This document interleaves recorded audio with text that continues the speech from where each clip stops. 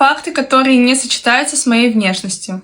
Я мотоциклистка, тип моего мотоцикла чоппер, и я сама его обслуживаю, меняю запчасти и каждый раз затягиваю в гараж эту 170-килограммовую махину вот так вот задом. Меня часто гнобили из-за моей внешности, из-за этого у меня было много комплексов, с некоторыми из которых я борюсь до сих пор. В данный момент моей жизни я нахожусь в процессе выхода из депрессии, которая появилась из-за того, что я променяла всю свою жизнь, свои увлечения, друзей, отношения на работу, которая не была мне по душе, и в этом состоянии я была год. Несмотря на нежную подачу в моем блоге, здесь я делюсь тяжелыми и иногда больными темами, такими как слом личности, поиск себя через трудности и боль, и другими сложными ситуациями, которые со мной происходят в жизни. Ни за какие деньги я не буду делать то, что противоречит моим принципам.